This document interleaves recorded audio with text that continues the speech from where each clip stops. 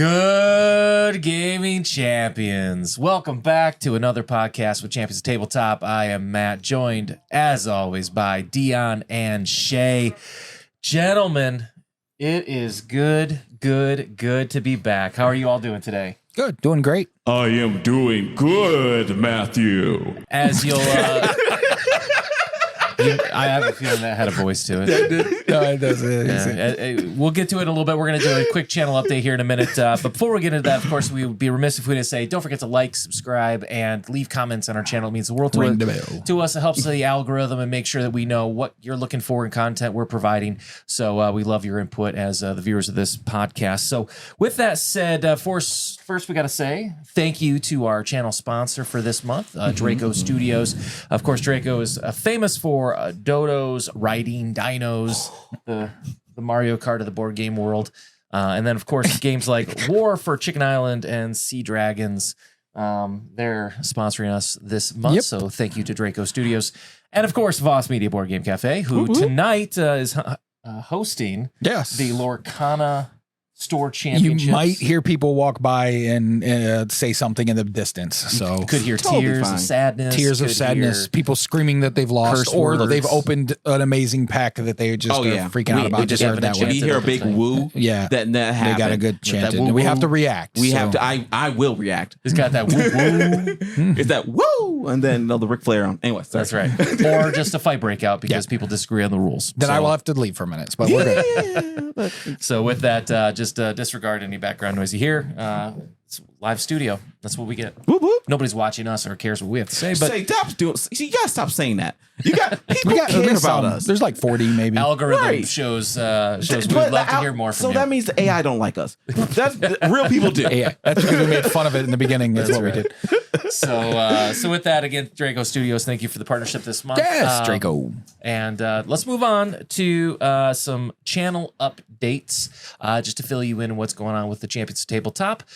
So to go through a couple things that we have, we're very excited. Of course, we're going to talk about the new old format. One of the feedback we got was that people kind of missed the personalities that we had as we communicated together and had more of that just buddies hanging around the table talking about board games. So we decided to kind of go back a little bit more to our podcast. We're going to be doing those a few times a month to make sure that we provide that kind of content, just enjoy hanging out together. So you'll be seeing a little bit more of these podcasts. We're going to try to do a few every month to make sure that we fit that itch for the people who are looking for it. The next thing is, do you have any comments on that? Of what? Of going you were back excited to go back to the podcast. Oh yeah. I didn't like the small individual pickets of like, this is the news, and we hurry up and did it. And I didn't like the breakdown. I like it just flows and we flow and bust it out, get it done. And I did hear some comments from my viewers that have come to the store that was like, oh, I kind of like listening to it all, and I've got to kind of hunt it down on what I'm looking for and when I'm looking for it. So me as a big fan, I wasn't for it, but I also understand we have to change and adapt. And so I'm open for anything that will help us get better as we move forward. So I'm happy we're back to the podcast. We're only going to do a couple of months now because we have added some other things, which I think you're going to get into talk about. But I like just getting back to where we originated from. So, and I think what I like is, one, I do like that we tried it. Like, I think that it was a great idea. I think we just didn't have enough of the, we need our main stuff first. Yeah, I agree. And I think those shorter videos can happen, but it just can't happen right now. I think that what we have in store is actually going to be preem, and I can't wait for you to say everything, Matt. But absolutely. I think that's just going to be what I like the new. I like the new. Let's be honest, too. It is a very crowded space in the industry for a very niche market. I agree. People. So we want to do our own thing and stand out a little bit from the crowd. And so this is our chance to do something a little bit different than everybody else who kind of does a lot of the same stuff, reviews and kind of some standard stuff. And so this is our uniqueness. So with that said, so we're going to go back and definitely be providing those podcasts several times every month. And of course, if you want to see more of those, as I said earlier, like, subscribe, and hopefully down the road we'll be able to monetize the channel, which will help us be able to do more of these kind of podcasts. The second thing I want to bring up to you guys, as you both were here and we're part of it, we have started a new series called On the Table. In fact, that probably will air before this episode does. So if you haven't seen it, please go back and check it out.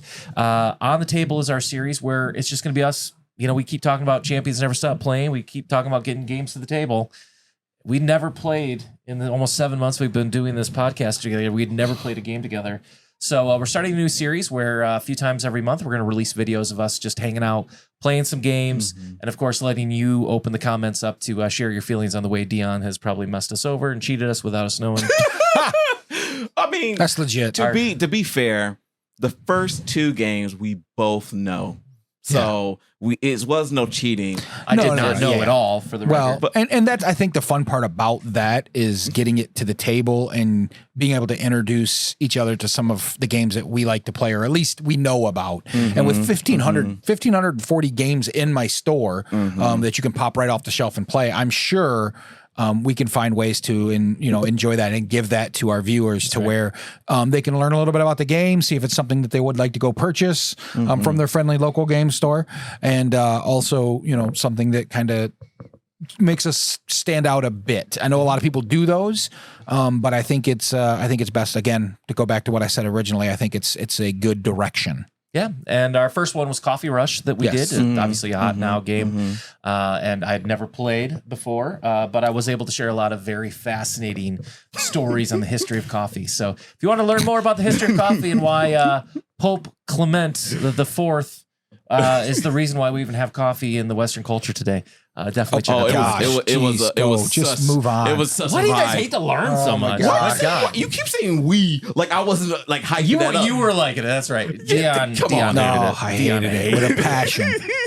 But I loved it because it was miserable. It was so great. So we had a lot of fun with that. Hope you enjoy that as well. So look for a lot of those coming up as we just kind of have fun together. And the next one I'm really excited about. This is something that we've been working on for the last 6 months as we started this channel. We had come up with a logo and an image for the channel, just as something to have out there without really anything. And so working with a local company, Kevin Holmes, Holmes Design, I think is the name of his business. I want to give him a shout out. He came up with an absolutely stunning logo for us. I am so excited. I do like it. I'm a fan. I like it.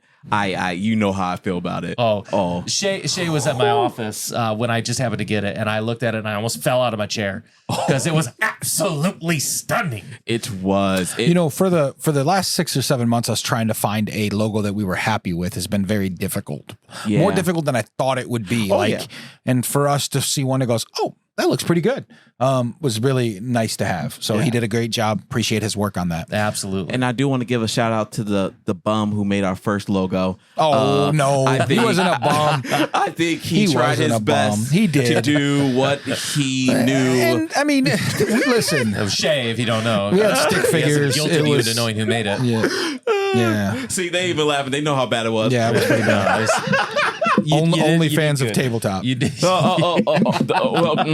the OF in the middle. The only fans. Yeah. That was just nowhere near as pretty as no, it's not as bad. No, but great views. This is a kid show. Kid show. But anyways, so actually, you know what? Let's go ahead and do this. We will announce it and show it here if you haven't already seen it. So Shay, if you could put it on the screen right now for everybody to see. Take a look at it. We're so proud of this. The new logo for Champions of Look Tabletop. at that. That's the logo that's going to be right there. So the one thing I love what the thing I love what Kevin did with this is he of course put the C in there, but he also kind of put it in the shape of a four-sided die with 4 members of Champion of Tabletop. So incorporated a little bit of the culture of the show and who we are as a team. So again, he did a phenomenal job. So we are going to have some merchandise that we'll have available soon. Probably next podcast, I think we'll be wearing some shirts to highlight some of those things. So we'll get a I need a new shirt. You do. That looks good, though. I'm not gonna lie to you because you know how I'm team no sleeves. I may or may not be cutting off the sleeves in the shirt. Oh wow! I may or may not. Ruin it already. Just keep going. So yeah, we're gonna have some shirts, baseball hats, things like that. We're really excited about it. So give us your thoughts. If you like the logo, put some down below and let us know what you think. Last thing for channel update, Origins. Yes, we're now big kids. Big kids. What's that mean? Big kids now. We get to go to Origin as media. Oh yeah. I don't know if that makes us big kids, but sure. Make us big kids. I mean, make y'all big kids. I ain't going, but y'all, but it do make us big kids. I'm so excited. We're big time now. And as long as everything goes great with my business, which I hope it does, I will be there as well. So at least it will be me and you walking around sporting our new shirts. Oh, I would definitely sporting our logo. That's right. And we're gonna have some giveaways potentially. Yeah. Asterisks. Asterisks. For Origin. Asterisks. So if you see us, come up to us and say hello and shake our hand, and we'll maybe give you a little. Well, I was say a little surprise, but that's, no little surprises. Going the wrong way. No little surprises. Already, so, do not follow us back to where friendship. No. See, the best part of this. Yeah, I have access to buttons now. That was going to be a button. I just don't know what button it was, so I didn't press it. But it may. But maybe it needs to be a voiceover, like just saying "kid show." Yeah. Okay. See, I just give me ideas. I got you. No, have a button where it just says Kid Show. No, Kid Show. So I'm like, boom, I put it right there. Just no. Oh, I got you. So we will be at Gamma, or not Gamma, but Origins, and we'll be doing a show regarding what we see at Origins, which is perfect because it's in June. Yeah. And so it's a couple months before Gen Con. So you get kind of a first look at what they're really going to hype up around Gen Con. So I'm really excited to go. It's not that far away from where we're at. So I look forward to sporting our stuff and pimping our ride. Go ahead, I'm sorry. No, it's and unfortunately, we're not going to be able to make Gen Con this year. We were supposed to go, but my schedule changed. I'll be out of the country, and everybody else has got stuff going on. So this is going to be our version of Gen Con, so we're looking forward to bringing that to you. And thanks to Origin for giving us permission to get media passes. Yeah, so, down. Yeah. Last thing you may notice, setup's a little bit different for this podcast.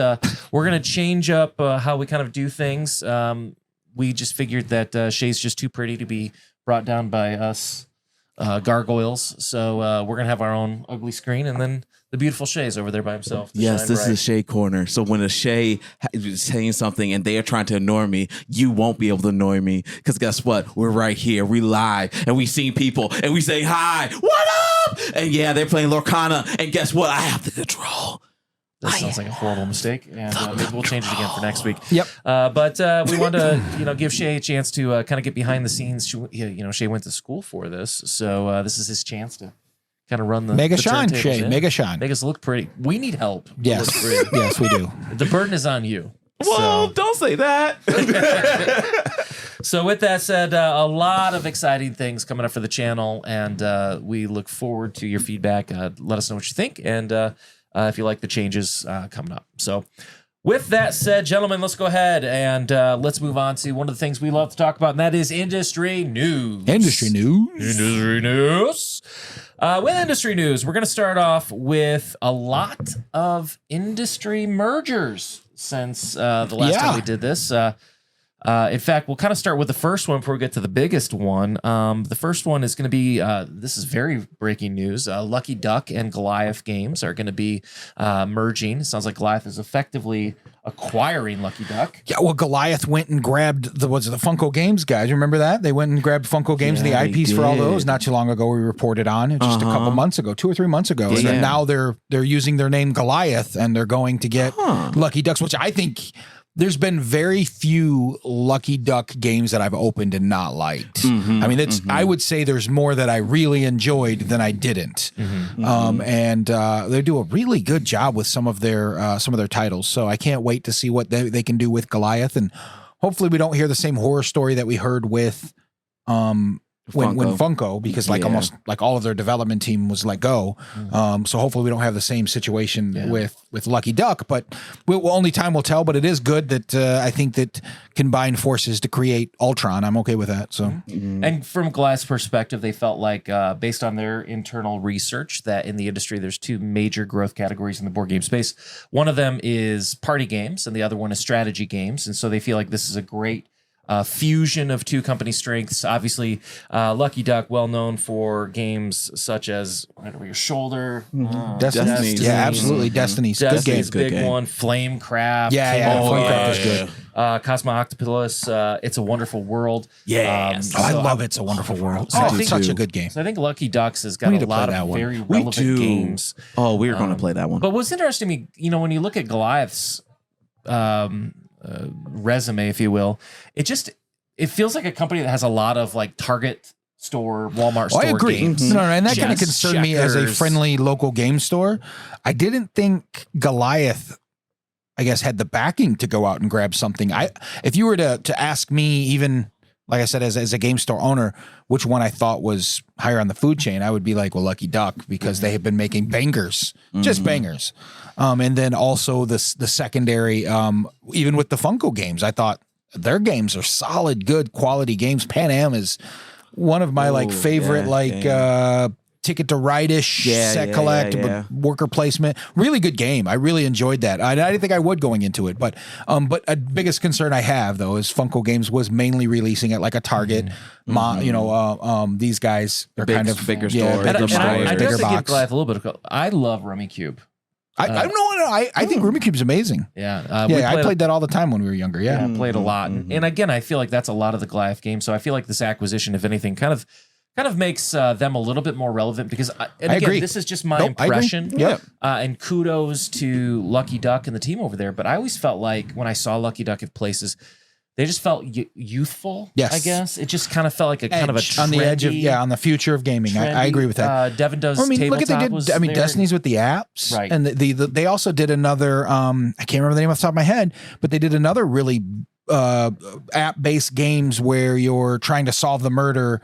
And that was Lucky Duck. Really good games. I can't remember the name of the Paranormal Mysteries. Did they do that one? Yeah, they did that one. Yeah, the paranormal one that has the different. I think that one. shapes. But there's also one that you use the phone and you like circle around, or you use an app and that uses the camera of the app, and you're trying to solve the mystery. I'll figure it out and come back next week. But they were ahead of the game, right? Like so, I felt Lucky Duck has been really good about finding.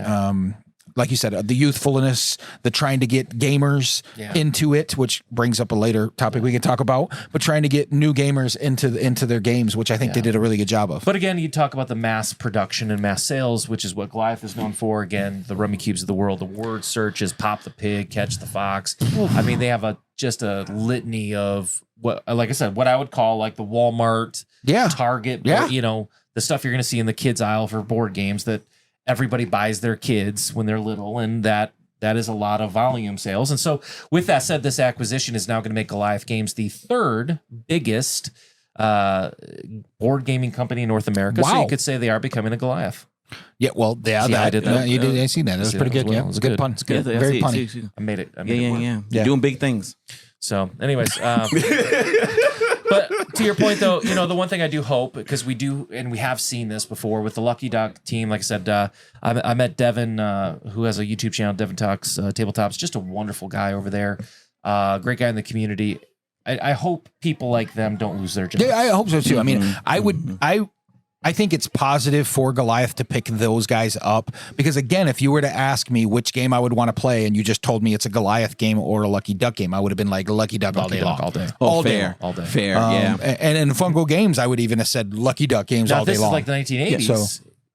I mean, it was the 80s. I wasn't born. I mean, Tiddlywinks, baby. Let's go. Yeah, anytime you think of like the old school red box that's it. games. Old schools. Yeah, old school with the red box. With Goliath, absolutely. So with that, let's move on to the second big merger that we have seen. And this is more of a demerger.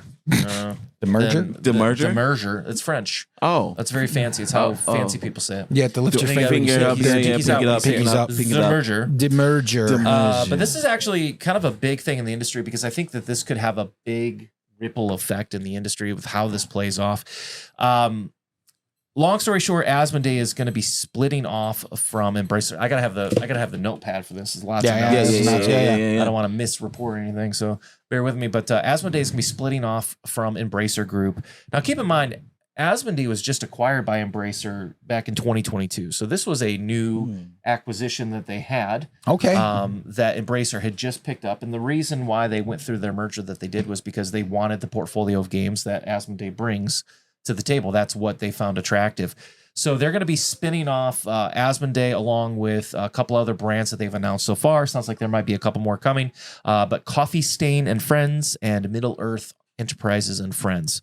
They got a thing with friends, apparently. Make sure you know, stain something with coffee with your friends and go to Middle Earth with your friends. Oh, don't do it unless you have friends. I'm down with going to Middle Earth with my friends. That sounds like a really fun, like Lord of the Rings game. Right. Middle Earth with friends. Because we all know about Lord of the Rings.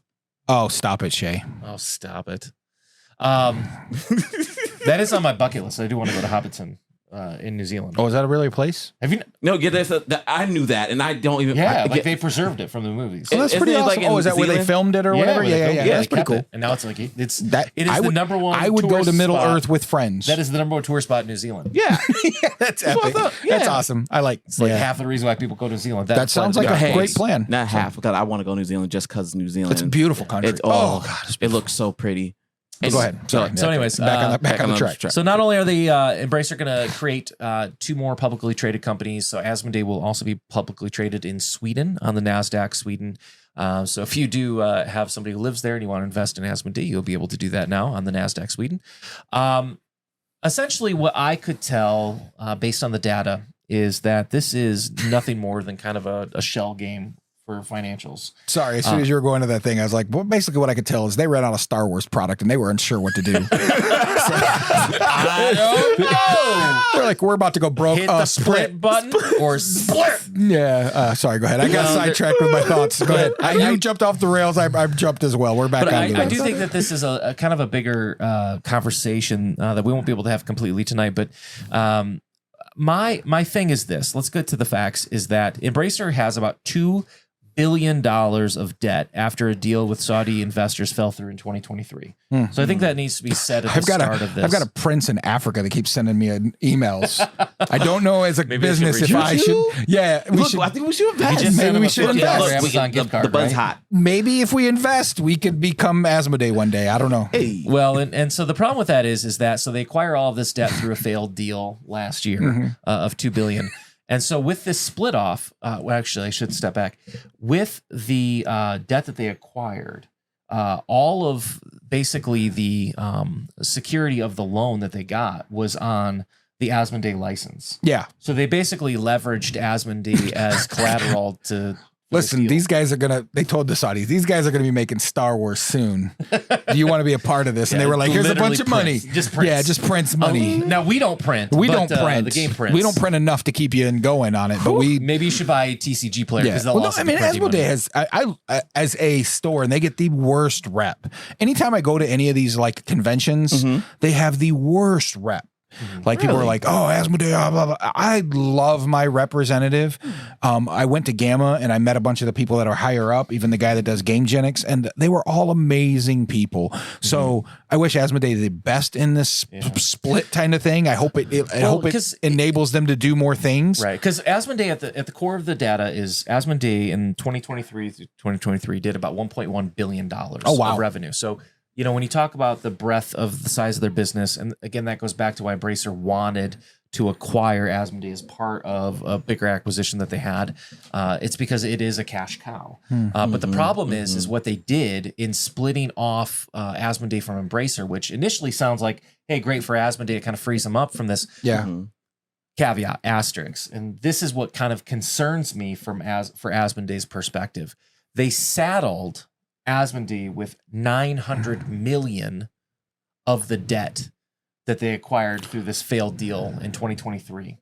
So almost half of all the debt from this was just basically saddled on to the split off of Asmodee into its own publicly traded entity. And to be frank with you, this is not uncommon in the financial world. I mean, just even in the last couple years, companies like Kellogg's, companies like Pfizer, companies like VF Corp, which is Vanity Fair, like the North Face and Lee's and Levi and things like that. You get this quite a bit where you'll spin off maybe a less profitable branch because you want to allow different arms of your business to accelerate on the stock market. So it is a relatively common practice. But I guess what concerns me is usually you saddle the brand you don't have as much confidence in with the debt, because if they fail, it kind of frees the other companies to succeed. Gotcha. And so my fear is when you're saddling one of the split offs, and they think there's going to be about 5 total, but you're putting all the burden on one. And so, yeah, but can't Asmodee carry it? I mean, they continue to push out games left and right. As long as you don't have another 2020 where shipping prices and printing prices skyrocket, I think it can happen. But I mean, and don't forget, this is all on the backs of Asmodee having to sell off Miniature Mart. Yes, which recently happened as well. They actually, but I don't think they had to sell that off. From the article I read, that they freed up cash. They did free up some cash, but the people that actually bought it, they were employees that bought it from Asmodee to actually kind of do their own thing, which I think is amazing. By the way, that you have that you can work for a company and then turn around and buy it from that company is like the American dream, pretty much, right? Like, but let's not forget that. Asmodee through Embrace also had to sell off Gearbox, and they had to sell off Saber, all in an effort to raise and I didn't even know Gearbox was all under the same. I'm a huge video gamer, and I didn't know Gearbox was all under Asmodee and Embrace. And it's weird when you start getting into the business of the board gaming. And what you don't realize is how badly it actually affects things like delivery and warehousing and things like that until you are too late, into it, because they're going to have to figure out a way to cover that $90 million debt or $900 million. Yeah. So they're going to have to figure out a way to cover that somehow. Right. So, is it pricing changes? Is it shutting down some warehouses so they're watching their overhead? Is it losing not reps? Printing Star Wars Unlimited? That's what they said. They just go, hey, we'll just reprint that twice and we'll cover that $900 million debt. I know I at least want another 40 cases, but anyway, I don't know. I'm wondering how it all plays out in the long run. That's kind of where we're at. I love Lorcana. That's my thought. That's not even close. That's not even. I mean, you talk about stuff, but here's the thing. Like, it's business stuff. Like, it's whoosh. It's like, whoosh. I'm not gonna. But I will say this because can Shay get his arc? Is Arkham Horror is still going to be printed? That's really all I care about. Listen, am I getting my Arkham Horror? Am I getting my Pandasaurus? Ticket to Ride, Catan? Am I getting my Ticket to Ride? Yeah. That's all he really cares about. That's all I care about. Like the business stuff. But that's actually the problem, though, is because. This how many of those IPs do they spend off too? Like, because they're all worth money that they've paid for. So how many of those IPs like Arkham Horror do they spend off, or do they try to reprint again with the 4th edition or 6th edition, whatever it may be, right? To try to hit that cash cow a little harder. Because I really look if Asmodee really wants to make money, you know how you make money? You give a Shay more Mansions of Madness. Like, that's how you make money. Like, you get that because they haven't made anything for that for a while. They haven't either. I'm surprised. And that was like a big. And I think one of the things that they did, my biggest complaint about Mansions of Madness, and I'm going to have a moment here. Just give me a minute. Come on. So they made this really good art. Sorry. So they made this really good art on these little like cardboard, and then they made these really cool miniatures. But then they slid in the art to block these miniatures, block this really cool art. And it irritates me on Mansions of Madness why they would do that.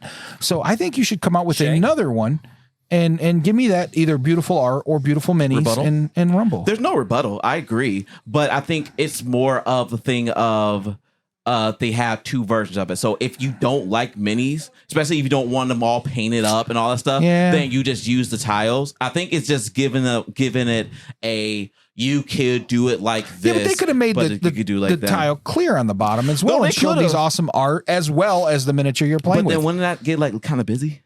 No, I don't think so. I Maybe think not. The bottom's just black. Yeah. And so it just shows they already cleared out the top of where the word that you can see. So I don't understand why they wouldn't just clear out the entire art and let the art piece slide in, because they slide in and out of those pieces all day long. Yeah. Oh, yeah. And let them slide in, and then you have that pretty art there, and then you have a little thing that snaps on top of them, and you got really good art standing, or a really good miniature standing on art. But anyway, I'm going off the thing. So you can reprint that. I would buy it. I'd buy a different one printed better. I would. But I think in terms of the topic itself, I think the thing that concerns me is just what kind of impact does it have when you have to tighten the belt? You're going to lose people. You're going to lose designers. You're going to lose well, I hope not. manufacturing, which can potentially hurt lead times and access to product. But I don't think they'd set them up for failure and spread them aside. Like you said, they've been carrying the heavy of the load. They've been carrying the heavy of load. So I mean, why they think that they can handle it, right? I mean, 2023 again, early projection revenues are about 1.1 billion. So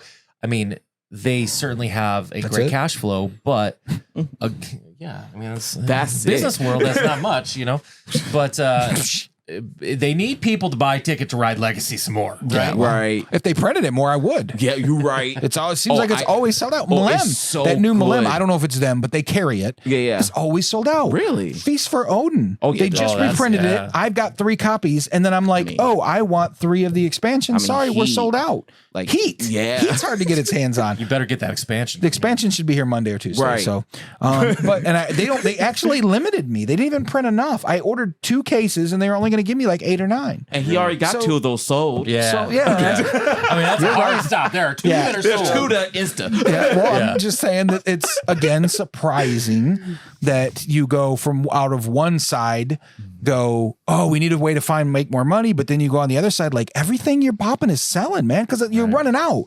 So either you need whoever's behind the big desk, the big desk in the corner, it's that gets all the paperwork and says we need this many of this and this many of this and projects out, because I know that guy's very important, and the stress I would never want that kind of stress on my shoulders. Right. But he's hitting numbers very conservative when he could be hitting a lot higher numbers with more sales and more prints. Well, Star Wars. Like their response is, we didn't know it was going to be that successful. It sold out. This is what I heard straight from their mouth, that it sold more in the first month than Destiny's did the entire first year of release. Yeah, I believe it. So that is insane. But you didn't know. People's been begging for this. You didn't know it was going to be this popular. Right. I mean, to be real, like I stop it, Laura Khanna. Stop it, Ravensburger. Stop it. You wouldn't have went out and got the IP if you thought it wasn't worth something. That is true. But Stop you it. always you can admit that from 2020 to 2023, the influx of people who's been in the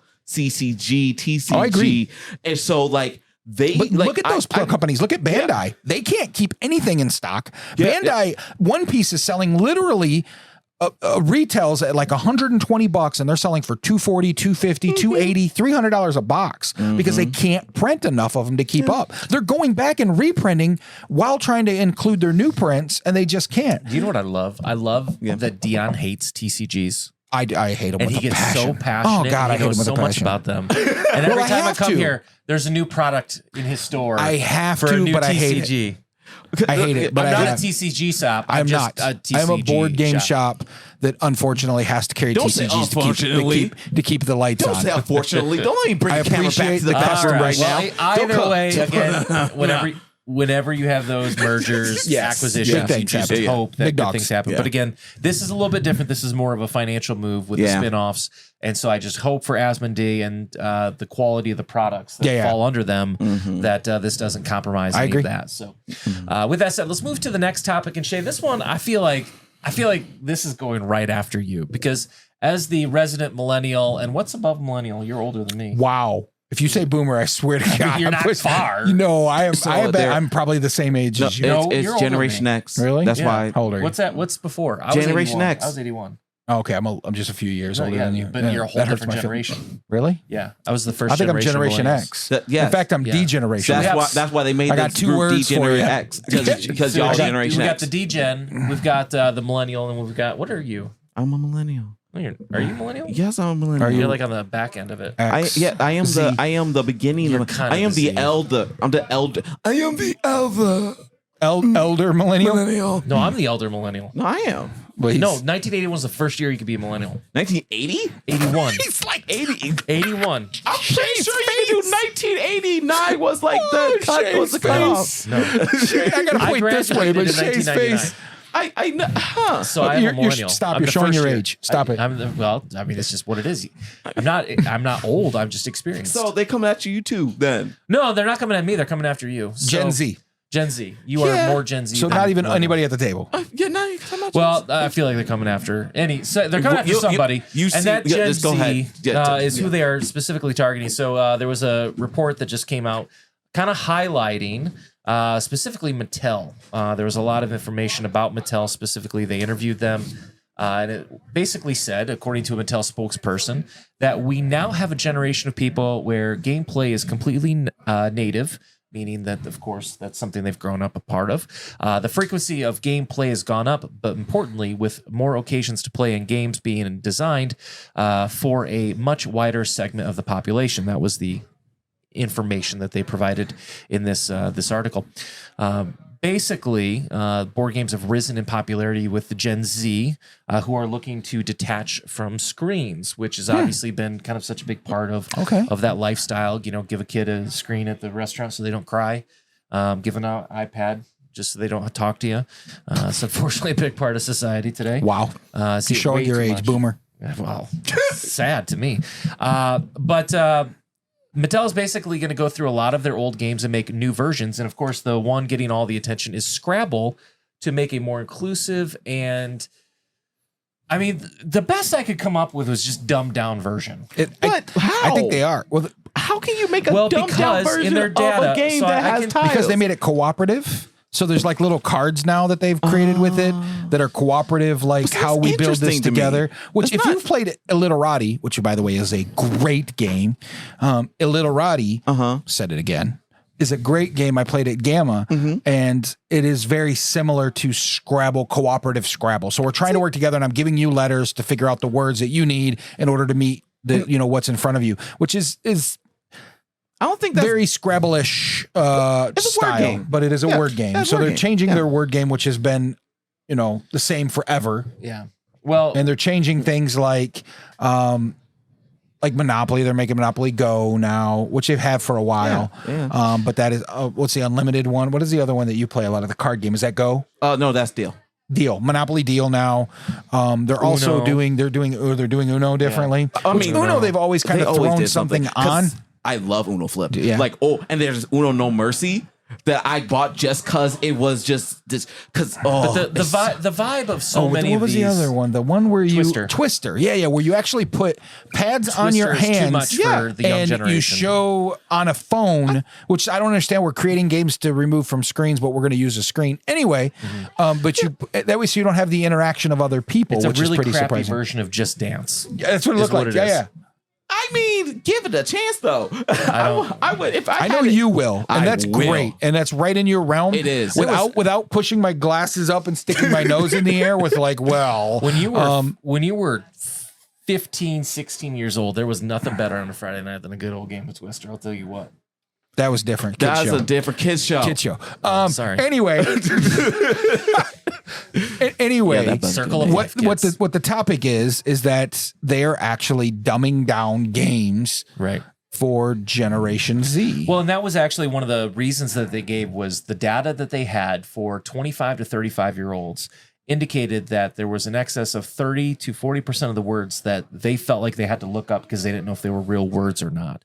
So with an effort, they're trying to make a game to a point where it's not so hard to know if it's a real word or not. So they're giving that's fair. So they're going to print them in a way where one side will be the traditional Scrabble, the 75-year-old version, and on the other side, it's going to be one that kind of gives you hints and makes it a little easier to create. It's cooperative too, I think, right? And that actually touches on a point I was going to bring up by World Scrabble champion Brett Smithera. Oh, okay. Yeah. And he said, the game, speaking of Scrabble, speaks to a trend in younger people who want to avoid competitive games and a sense of losing, instead favoring teamwork and collaboration, working towards a fun goal together. Is that just them or just the style of people? Because I love a good co-op game. But I can also be also going to be competitive.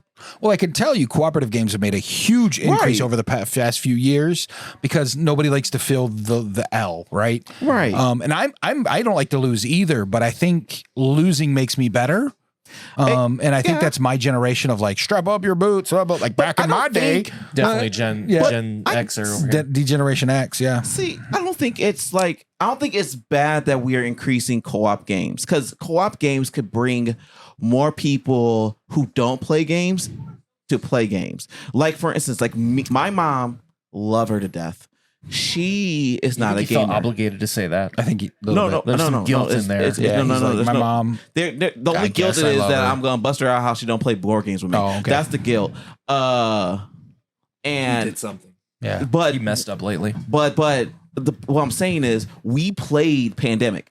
Like we played Pandemic during the pandemic. It was actually funny. We did Pandemic Legacy during the pandemic. That was not Such a great game. Real funny. It's- Make fun it's- of the pandemic.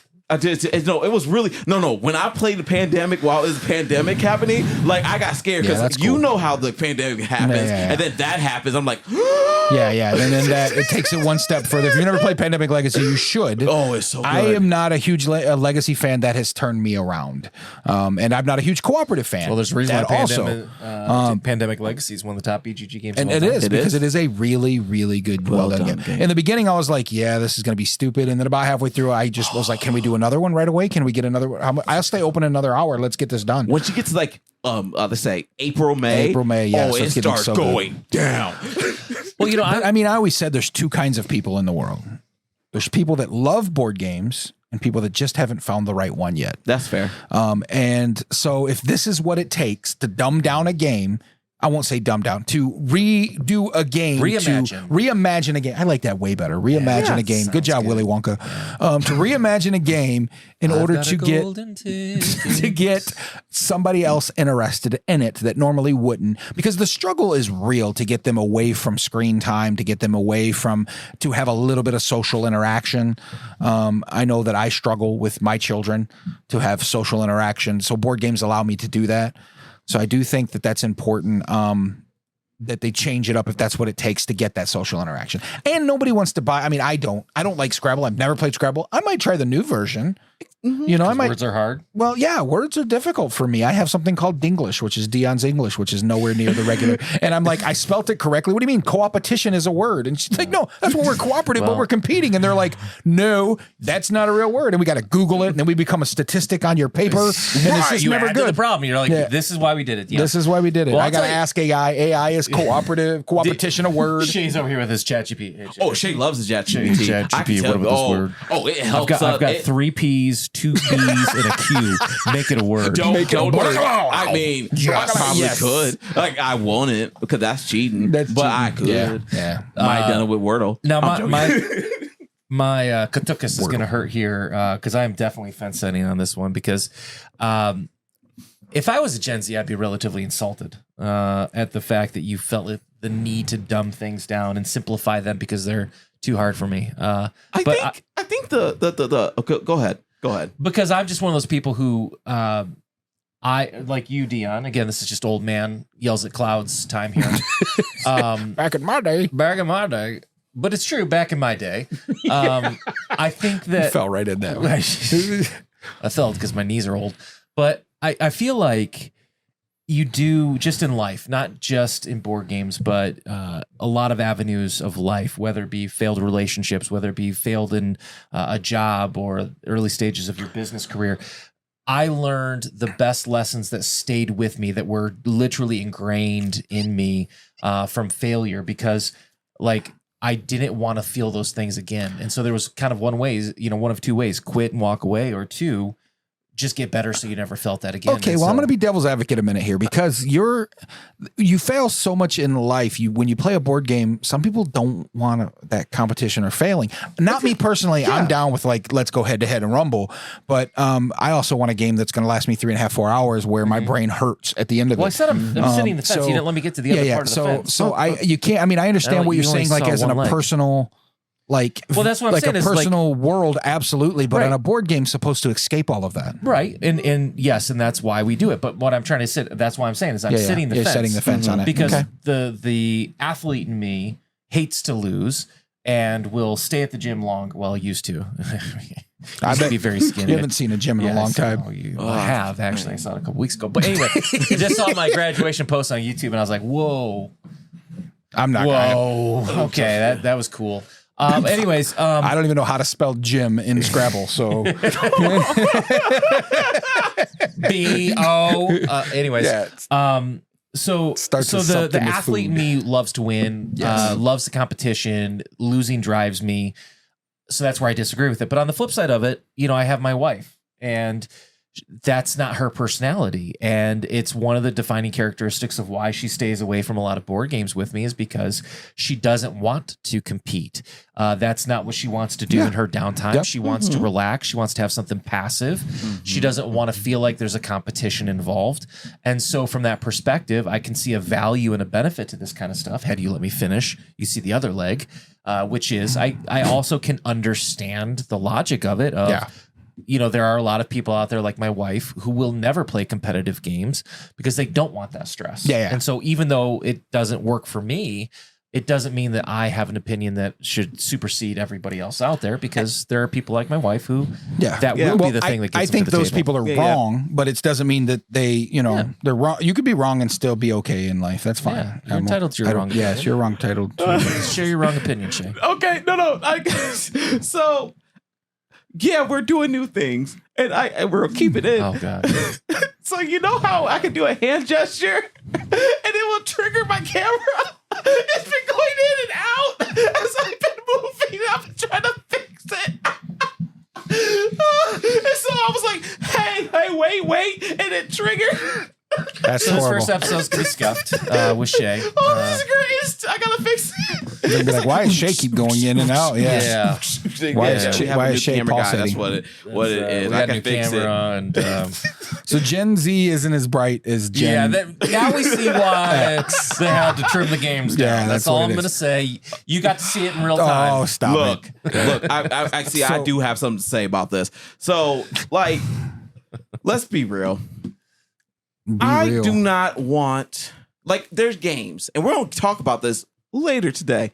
There are games that are like, there's nothing wrong with a competition game. There's nothing wrong with a co-op game, because co-op games are usually very hard to win.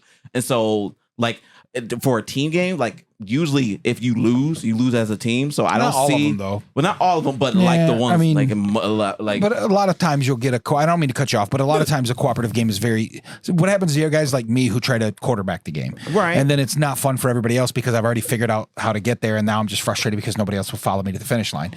So So the other people are bored because they're just going to do what they're told. yeah, and that's usually the case. That's why I dislike cooperative games. Now there are some that are very difficult, like Marvel Champions, that I enjoy that are cooperative games, because I'm so busy worried about what I'm doing that I can't focus on what everybody else is doing. So without being the, you know, but I agree with what you're saying to a point. I just feel that games are games for games for everybody. Yeah, and also like it's like party games and those like we call it like simplified games, but sometimes you just want to play a game. You don't feel like reading the whole book, trying to think too much. Sometimes you want to escape. You're already working a 9 to 5. You got Craig back here. You get messing with you, and he's telling you he's your boss, and you know he shouldn't be. And now you're trying to figure that out. I'm not gonna play I'm not gonna play Inventions after I have to deal with Craig. I don't know where Craig came from, but the point is that's a lot of people. That's a lot of people. There's a Craig out there who's like, is he talking about me? Yeah. Craig's like, I wasn't that mean to him. Yeah. He's coming after me on this podcast. That's right. We're gonna get a cease and desist from Craig. Damn it, Craig. Not Craig. It's because of the movie Friday. Why gotcha. Craig popped in my head, actually, Damn it, I Craig. think. But the point is, like, I like this idea of making like new versions of games. I like this idea of making it maybe not as rule Target heavy. audience. And I also think that, and this is a whole, I'm not gonna get into it, people tagging TikTok as being like these simpletons that need stuff really irks me. And so that's kind of because I know TikTok a lot, and I know that TikTok is not just people dancing and doing funny skits, and that's what. Well, it depends on the group that you're in. Yeah. But anyway, I'm not gonna go into that. The point is, that's the only reason why I'm mad about this, because that's not TikTok. I know TikTok. Board game TikTok is so much more deeper. I like board game TikTok. I am a huge fan. And I would who be has a very sad TikTok? if they ban TikTok. You know, has a board game TikTok? Who? Champions of Tabletop. Champions of Tabletop does Check have that a out board at game. Yo, we TikTok. do. Look at that transition. Don't ban We us. just need somebody to throw some more TikToks on there. Right. He's still working on the camera. So, All right, anyways. give me the week. Let's roll up. Let's All right, roll with along. that said, we'll kind of wrap that up, but definitely an interesting topic. Leave down below your thoughts on today's industry news, again, with the mergers, or your thoughts on simplifying some games to make them more appealing to a wider audience of people. How about that? Really good. Like that? Yeah. That's smooth like silk, wasn't it? That was pretty good. All right, so let's get back to games of the week. Hey, can I go first? Gentlemen, this is our chance to share with everybody going the first. games that they are very excited I about. want to go first. Have played, recently played, Ooh, or pick me. games that you think that the crowd out there should get into. So, Shay. Ooh, wow. I begged for a pick. Yeah, go ahead, Dion. All right. Yeah. I mean, got technically, he's so it's almost like excited. a code because I have my own, but I agree with this as well. What was the sound effect we were going to do whenever No, this this company is was saying? This is What is it? Do you still have? Yeah. That needs to be played. Oh my gosh. Let me tell you about my friend Vital Lacerda. I've never met the guy. I hope he's at Gamma so I can shake his hand Or for all Origins. the amazing Origins. I mean, I don't even know where I'm going. You went to Gamma. I went to Gamma. He was not there that I know of, but I wish he was at, I hope he is Boomer. at, it is Boomer. Boomer memory, right there. Yeah, it is. And Ian O'Toole, God, it like literally the best artist to He's ever not going to make out with you, Dion. Just stop. the best artist to ever be an artist in board gaming. I love the way this game looks. I love the way this game plays. I need to play it again. I'm not going to say it's the best game I've ever played, and I'm not even going to put it in my top 10 yet. I do need to play it again. I will tell you the first time I played it, I had a headache. Because there's a lot. It's a lot going on.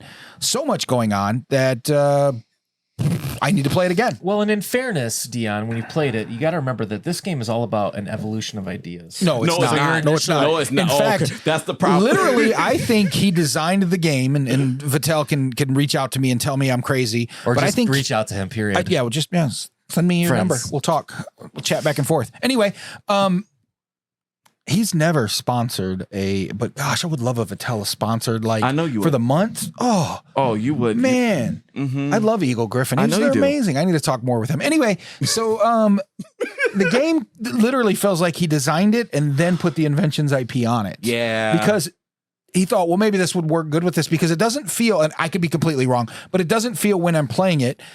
The game mechanics are nice, but I don't feel like the inventions is what makes it shine. And I was really hoping going into it that it was going to be one of those games that I was so hyped about the IP of the game. You know, we're creating stuff and inventing stuff, and it's kind of a small part of the actual overall game. It's because the game, like, Yeah, Shay, you had a chance to play this as well. I played the same Shay thing, and I which played was it this surprising Thursday. because my brain didn't hurt afterwards.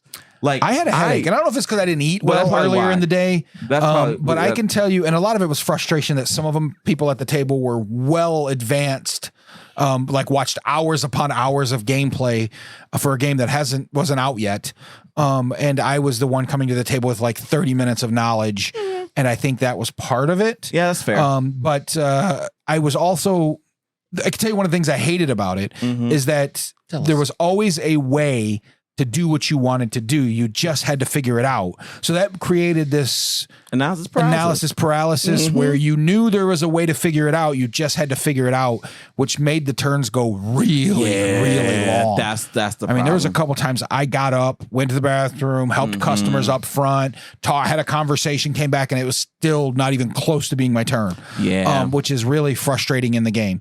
And I think that's why it took 3.5 hours, 4 hours to play the game. That's the rub of the game. Is because because of that analysis paralysis, it will take so long to do it. And I even seen on like Board Game Geek, that was one of the struggles of it, is just that it's just you can do so much and you can figure out a way. There is a optimal play on your turn. Every turn.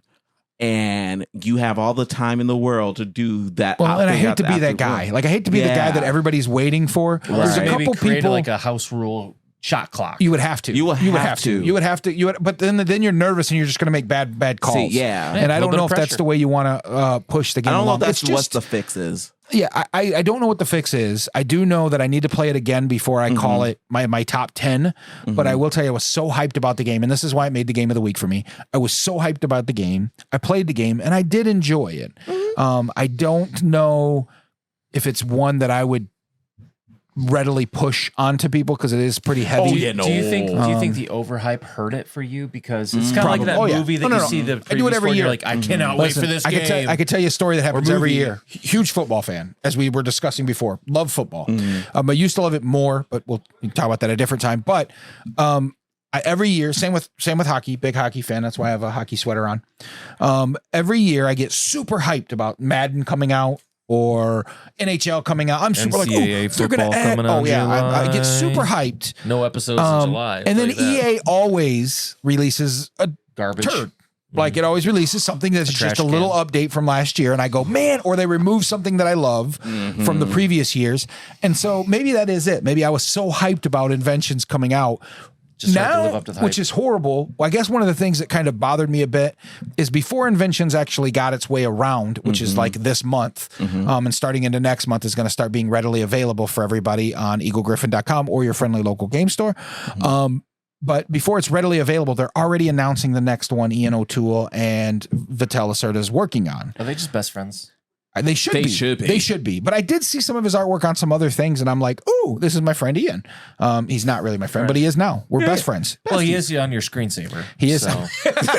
I've never seen a picture of him. I just know that he draws the best pictures. For board game, his aesthetics are. Youngest son is now named Ian. No, that's not true. It's Victor. But anyway, it is. He does some really good work, and you could pick out, and I'm looking at them now, but you could pick out some of the top games that I have over there. And Weather Machine, On Mars, Lisboa, Rococo. You knew that was coming. Rococo Eve isn't Vital Lacerda, by the way, but it is Ian O'Toole's art, and it is amazing. O'Toole, yeah, you guys are tools. Anyway, I'll stop talking about my game of the week. It is my game of the week. Game of the week. So, that was going to be like kind of my game of the week because I did have fun playing it, and I feel like that game is more for Magic players than for regular board gamers. Because all the chaining you have to do. That's why I was telling some people that if you like Magic, that's the main mechanic is the chaining. I agree with that. So, but my game. So backstory, not that much backstory, but I really wanted to do something that was like, can we do a game? Can we do like a campaign legacy game in a weekend? Like, because the one problem with campaign games is that you try to do bi-weekly and you do all that kind of stuff and you end up like losing out or you lose an interest. Like I'm playing Descent right now and I'm like, I know we're at the end, but I'm like, we should try something different. And so it's that thing. So this weekend or last weekend, whenever this is getting posted, we played King's Dilemma. King's Dilemma is a simple game. Yeah. It's just a negotiation game where you are the part of the King's Council and what you're trying to do is figure out the dilemma the Kings is happening. So the people will say one thing and you guys like yay or nay. And you are all different houses and you have different agendas. But let me tell you, while we play the game, because the game's that simple. You say yay, nay, how much power you have. Good. We were so invested. Yeah. Like we felt so. But you busted it out in a weekend. Yeah, like you were Friday, Saturday, Sunday. You busted all. Yeah. And how many sessions was this? Was like it's supposed to be like 12 sessions. We'll do the whole scenario.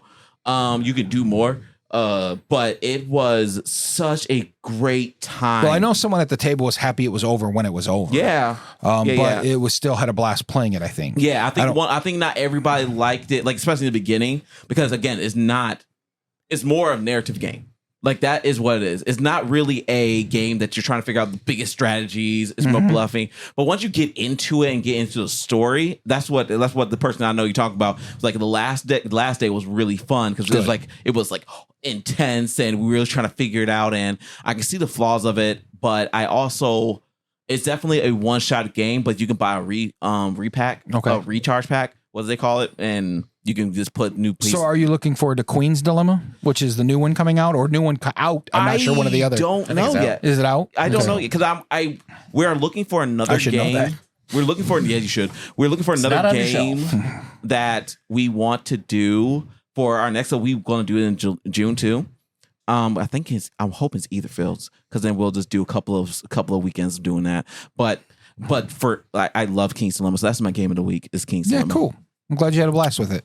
Well, my game of the week is actually going to lead into our next topic as well, which is why I wanted to make sure I went last. My game of the week is Rococo. No, it's not. No, it's absolutely not Rococo. You should play it. It's a great game. I want to play it. Yeah, one day I will. You haven't played it yet? No, I told you that the only Lacerda type Rococo's game. not Lacerda. I know, that's what I said. Yeah. That's why I said Lacerda type game was. It is Eagle Griffin, was which is Inventions. really good. And I played Kanban a little bit, but we didn't actually finish it. I haven't played Federations either, which again isn't a Lacerda game, Anyways, but it is in the same back to my Eagle game of the Griffins. week. Yes, Back to my game of the week. I mean, really, we're having a really good conversation. really good conference. That's the reason why we're cares. doing a long form video. Nobody for this cares. kind of Anyways, conversation. nobody All right, so back to my game of the week, which is going to be War of the Ring, a classic game that I'd never had a chance to play. I've owned for quite a while. It's part of my shelf of opportunity. So anytime I get to take the old cellophane, I get excited.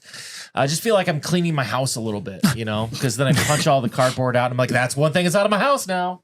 Just feels good. Does it? It's like house cleaning. Well, I got a rebuttal for what you're about to complain about, but go ahead and tell us about your game. What was it like? So War of the Ring obviously is a tactical board control type of game. Kind of reminded me a little bit of old school Risk in a way. Yep.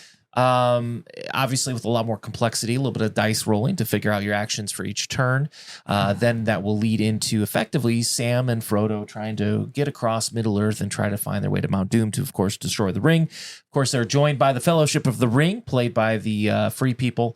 So we did a 2v2 version of this game, which worked out well for me and my nephew, terrible for my father and brother, partly just because we're more youthful and full of energy and intelligence, and my brother and father are just a little bit elderly. Wow. So just facts. It just is what it is.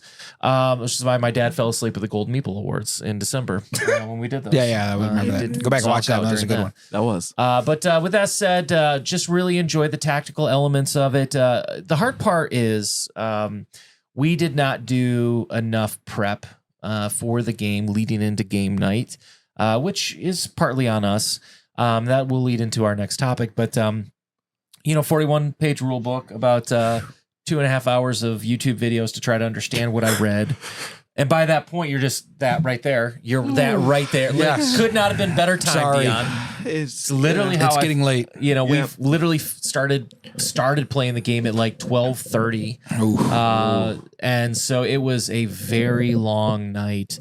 And we had fun, and we didn't get to execute a lot of strategy because again, we were just trying to figure out everything.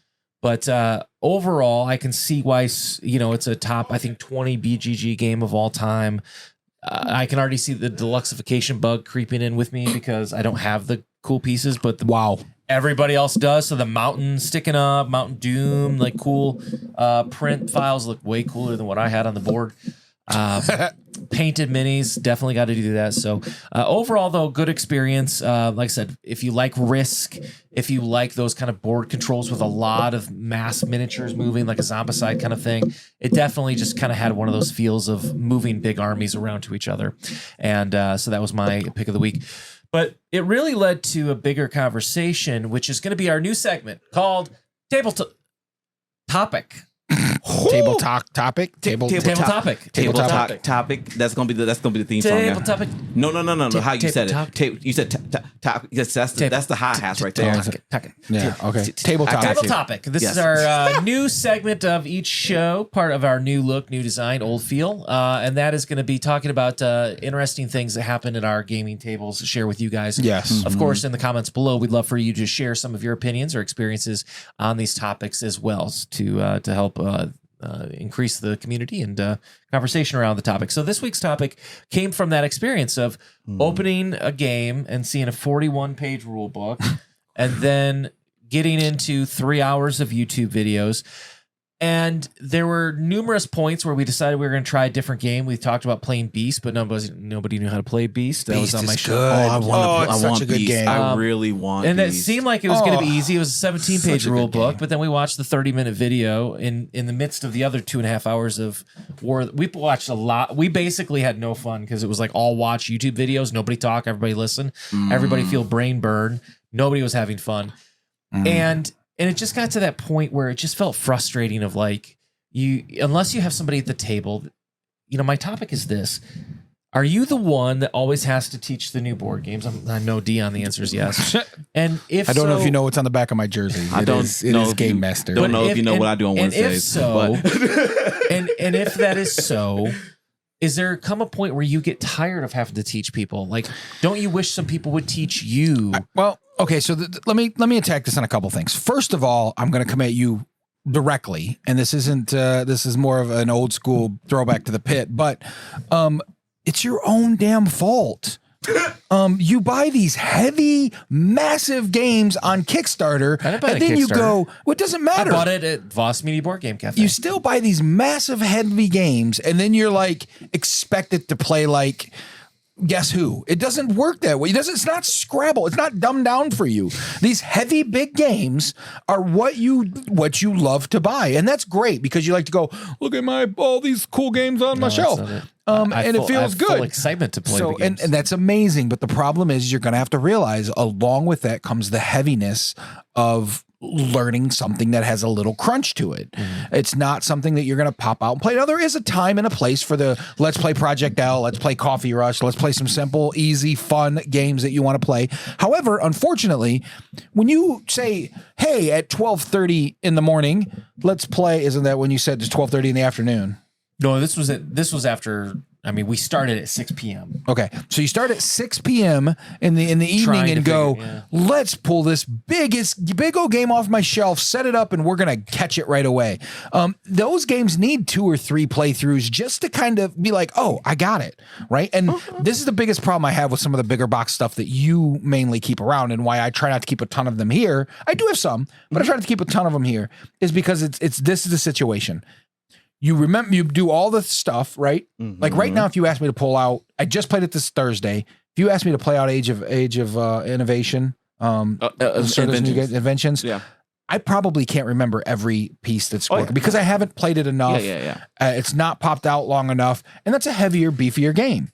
So you kind of do this to yourself is the first thing. The second thing is, yes, I'm always the guy that teaches. I enjoy it when someone like Josh can come to our shop I found the community some guys that can just come and go, hey, I'm going to teach you this game, which is good because that means I know they've done the legitimate rules of reading too. I'm the kind of guy that goes, are you sure that's how that's supposed to do that? Relook that up, right? Because it just doesn't sound logical. So poor Josh was constantly going, no, that's how it reads. I was like, okay, it just doesn't seem like it's right. It doesn't seem like you could do this, jumping ahead in the air, stuff like that. So, which I feel bad because he spent all the time learning it, and then now I'm just critiquing his learning. But I love that feeling. But also this feeling here, and I'll end on this and let Shay talk. This feeling of when I teach you a game and you have an aha moment is the best feeling in board gaming you will ever get. Like if you were to learn that game ahead of time and say, hey, tomorrow, Dad, brother, we're going to play this game. I've got a good grip of it, at least to get us going to a point to where we can go. And you took that extra learn time. You would have loved it when they go, oh, and then you go, yeah, they got it. Right? But my big thing is I'm the one who always has to teach. That's and I am too. Welcome to Voss Media Board Game Cafe. But there are people here that love to teach as well. So what you do is you find a one of those that every once in a while it's not on your shoulders, and it could be one that you're just. I'm going to be honest. I was a little intimidated with Inventions. The boy heavy. I was a little, and that's the first game in like a little as long baby as boy when you sit it on your lap. The first game in a very long time I can remember that I was a little intimidated by, just because I watched a little information, but it was enough for me to go, ooh. I got to learn this, and I got to teach this, and I got to open this and demo this. Man, and it was kind of one of those. And with everything else going on with the business, with growth, with the TCG tonight, stuff like that, I just didn't have the time or effort to sit down and do it. So a godsend of Josh coming along and going, I actually hit him up and was like, hey, when do you want to play that? Because I knew he would take the time to learn it. He would be my guy because he's that guy. And so I think I agree with what you're saying. It's hard to always be that guy, but maybe give them some easier ones that you don't have to. I had to teach you Coffee Rush. You weren't that guy that night, right? It was kind of nice to just sit back and chill and there was that and just feel like, oh, I know some stupid knowledge while Dion's trying to teach us a game. No, it wasn't while you're teaching. It was while you were trying to figure out your play. I was trying to play and move. Yeah, you were irritating. But it was nice to be able to have that because there was no pressure on you. All you had to do was sit back and play the game the way you were taught. And right? I think for me, and because I've been teaching games more and more, like for my family, I am the game person. Yeah. So I've always been the one that usually teaches the game. And I think it can be tiresome sometimes to do it. So I agree with you, especially when if you try to bust out any game and it has something that's so thick. That's why I haven't played a lot of Lacerda. I'm not gonna bust out Lacerda. Like I'm like I keep See, but your benefit is that I've played majority of them, so I can bust them out for you, teach you, and play those. Right. So you would have the benefit of getting introduced to that. And the same with you. I mean, one of the reasons I hired you for the shop is because I go, man, I don't want to play this stupid party game, and you're like, give it here, just give it to me, give it to Shay. Shay will learn the stupid party game. According to Goliath Games, that is the biggest growth category. Well, it really is. I understand that, and I do sell a crap ton of them. I'm just not a party game guy. Which is totally fine. But I do have some fun sometimes, and so it's nice to have people like Shay that goes, "Oh, let me take this." And I will. Yeah. But I guess to my point, it was. I know that it will be more intimidating if I would bust out like what you did, a game that I didn't know or didn't watch a video for or didn't like pre-game it, to do a bigger game. Like I could probably bust out, like if I didn't know how to play Splendor, I know how to play Splendor now. But if we were just like, this is a fun game like Splendor, we can do it. I think there's a time and place. Well, if it says longer than like 60 minutes on the box, you probably should do some prep. So a little prep, which is the nature of the game. Because if you were going to say, make fun of those simpleton games, you're gonna have to do that. You're gonna have to do that class. You're gonna have to do take notes. Like literally, like that's how I learned a lot of the games in the beginning. Like because I just took notes.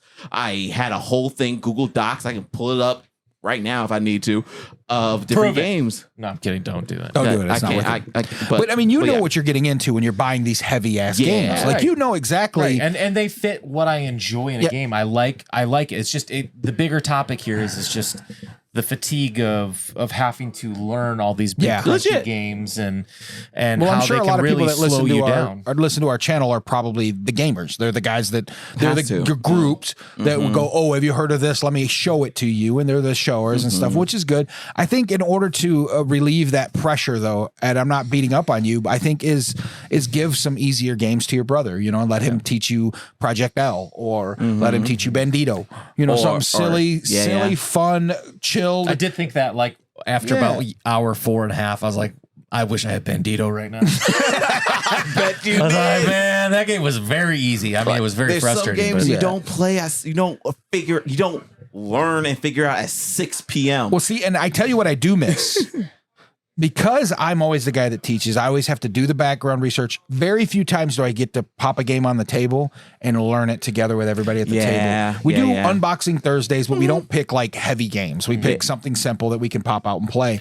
And even then we'll do some prep and watch a video on it. Definitely. But I've enjoyed unboxing Thursdays more than workshop Wednesdays here at the shop, because I have to do prep and I have to read the book and make sure, how did that work again? Oh, let me look at that. And I don't have to do that for Thursdays. Thursdays I can just sit here and go, let's figure it out. Together. And I miss that. And that's awesome that you were able to do that.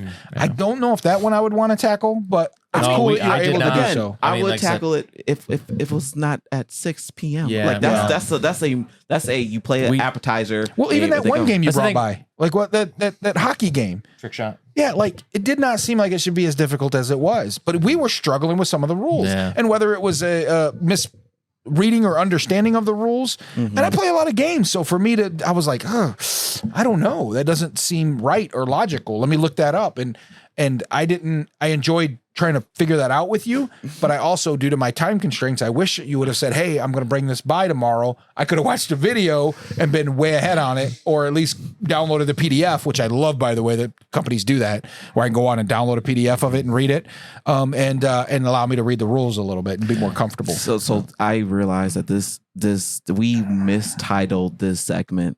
This is not tabletop topics. This is really what is a good pun to say this?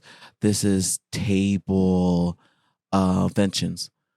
As in, this is our interventions for you, Matt. Interventions. Table interventions for you, Matt. For you. I like this segment. I like the fact. We did beat up on you a little bit because you brought up the topic, but I mean, I like the. No, I like segment. This is something that's, I mean, there's a lot of people that are watching, I'm sure, or listening that feels they always have to be the guy. Right. And it's frustrating sometimes to introduce your group, but you know you're the one that has to, and it burns you out. I have a customer right now that feels that. Josh, who taught us, like he's at the point where he was hoping that Inventions brought him back into the fold of board gaming, but he's enjoying Star Wars more right now, which is fair. Which is okay to do. It's just he doesn't have to teach it. He doesn't have to learn it. He just kind of pops it out and plays it, and it kind of.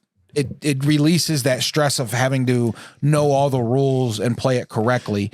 Right. But I mean, how many times do we play a game and call it an asterisk game? I mean, due to rules that we misunderstood. I think that goes back to the bigger point is like, I think in a good game group, you have to have people who kind of share the workload. Yeah. Because, maybe. Because it does, like I said, in my group, and we don't play nearly as much as I wish or hope that we do, but, we try, because my shelf of shame or shelf of opportunity. Thank you. Is so bountiful. It is one of those where I have that itch to want to keep trying these new games because, it's like we keep saying, oh, let's pick one game and play it month after month until we get tired and say we don't want to play anymore. And I totally get it. But then the ADD kicks in and it's like, yeah, but what about that one? What about that one? I've been sitting there looking at that one. I want to play that one. Look at that. Well, and there's too many shinies, which is the problem. And that's really the bigger problem. And my problem with a group like that is I want to be that guy. I want to know the rules. Well, I'll let you know when we get back together. And some of the games you have to play multiple times to fully understand. But that's why I don't like games like, hate me if you will, Root. I don't like games like Cloud Spire. I don't like games like that because I have to know everybody's everything at the table. I don't like Wormspan because I have to know every card in the deck to make sure it's being played correctly. That's just who I am. And so if I'm not teaching it and understanding but you like it. Force Shuffle and Force Shuffle, you got to know stuff like that. I disagree with Force Shuffle. Force Shuffle, you know what everything does. There's a whole deck of cards that explains what every card does, right? So you can learn. There are things the first time we played it that popped up, which that's all learning on Boxing Thursday. But I have to know, like Root is asymmetrical. I have to know everything that this guy can do, and the game's not made for that. The game is made for like learn everything you can do, play the game, bump into stuff, realize you bumped into stuff. When you play it again, find new stuff to bump into, right? Like, and I understand people really enjoy that. I'm not that guy. And I'm just not that guy. And I think a big thing is like, I feel this when it comes to like tabletop RPGs a lot. Like, I think that's where the burn for me comes to with rule setting, with trying to figure out this big rules. Yeah, I mean, you have to learn the entire world. Because you have to learn the world. Kind of, but don't tabletop RPGs, isn't that more like you creating it? Like no, but it's the mechanics you got to know. Yeah. And then, because every game is going to be like, I can play a game that does the Power by Apocalypse and I can get around with it. I would say there's like 4 or 5 main ones that they use. But then there's a whole bunch of other games. Like because even though you do the Power by the Apocalypse, doesn't mean it's going to do it the exact same way. Like Avatar is way different than Monster Hearts 2. Okay. And different from Worldwide Wrestling, which is also the same type of mechanics. And then that's just that. Then you got games like I'm excited, but I am also tired by Walking Dead because I know Alien. But I had to learn Alien. Alien was a different system than that, and so that really happens when you for the RPG space. Well, especially when you have to try to learn all these games. Well, especially the respect of like you're creating the world for the people at the table. Like you can't even rely on a board and the pre-existing art and stuff. You have to be of the good game. Visually enough to you create have to that describe so theater of the mind. Yeah, so even down to how can they move in this world? What can they interact with in this world? Like, how can I direct this? Like.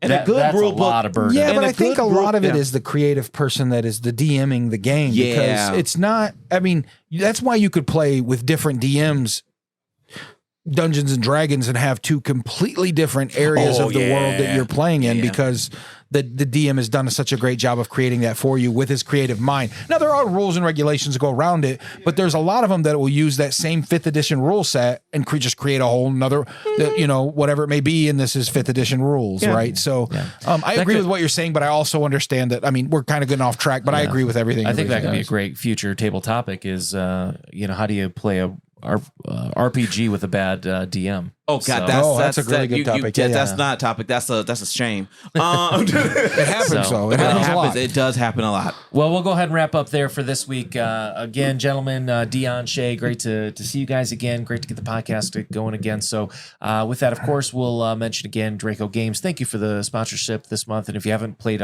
games like Dodo's, Riding Dinos, definitely make sure you check that game Dodo's out. Riding Dinos Dash. I want to see what's the That's difference the new between one. Dash. Yeah. We get to see what the new one is this Thursday with that one. So we're looking forward to playing Or last Dodo's. Thursday, depending on when this airs. Yeah, So, well, so It's with, happening. With that said, of course, thank you again to Voss for hosting us and you out there for taking the time to listen to and hopefully enjoying the content. Again, remember, please like, subscribe, leave comments below. Tell us what you like, you don't like, the topics of today. Let us know what you thought about those and your opinions so we can share with those and engage with you in the community. So with that said, everybody never forget the champions never stop playing. Yeah, all that I got, I give it everything. They lost the plot, they think I'm menacing. They wanna talk, but I ain't settling. Circle is tight, feeling like wedding rings. Whole lot of glow